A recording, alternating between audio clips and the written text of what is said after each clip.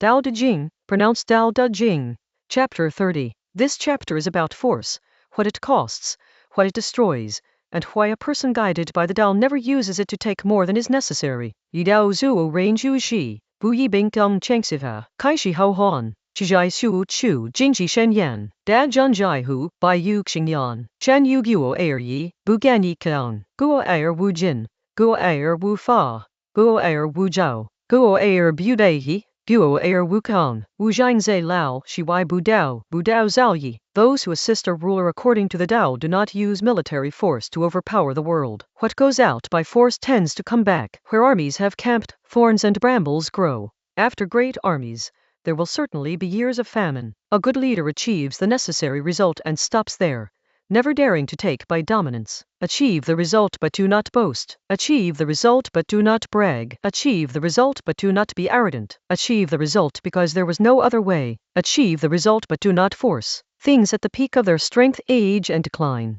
This is called going against the Tao. What goes against the Tao ends early. The chapter opens with a specific context. Someone who helps a ruler according to the Tao does not use military force to dominate the world. This is not pacifism as a rule. The text does not say force is never used. It says the person aligned with the Tao does not use it to impose, to expand, to assert. There is a difference between defending what matters and reaching further than you need to. Then comes a plain observation. Such things have a way of returning. Force sent out tends to come back. The text does not moralize about this. It treats it as a feature of how reality works, like water flowing downhill. If you push hard against the world pushes back.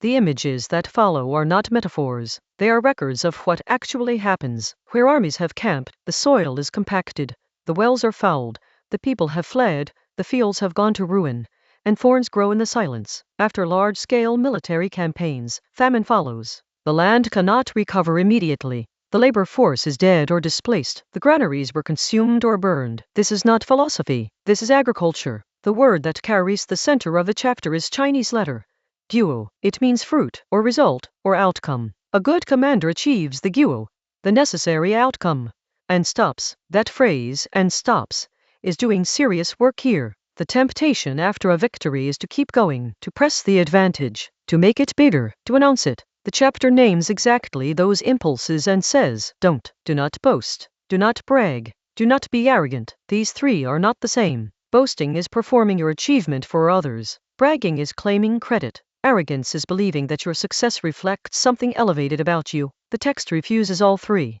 And then a stranger line. Achieve the result because there was no other way. This is not a description of heroism. It is a description of reluctance. The one who acts rightly does so because the situation required it, not because they wanted to assert themselves. This matters. It determines what you do afterward. Someone who acts because they had to will stop when the necessity is gone. Someone who acts because they enjoy dominating will keep going. The final movement is one of the Tao Te Ching's most recurring ideas.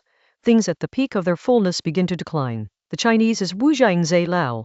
Things at their height grow old. A tree at the peak of its growth is already turning toward death. A fire burning its brightest is burning what it has. To force something to its maximum is to push it toward its end. This is called going against the Tao. And what goes against the Tao ends early. What a person might take from this today does not require a war to be relevant. Every situation where someone has leverage and chooses to press it further than necessary fits this pattern. A negotiation where the winning party humiliates the loser. A manager who cannot stop once they have gotten what they needed. An argument that continues past the point of resolution because someone wants to be seen winning. The chapter is not describing exceptional circumstances. It is describing a very ordinary human temptation to convert a necessary action into a demonstration of power. The Tao Te Ching does not promise that restraint will always feel satisfying. It observes that excess tends to reverse. The person who pushes to the absolute limit of what they can do often finds that they have spent something they did not have to spend, and things at the peak of their strength grow old. Not every reader will find a clear application here.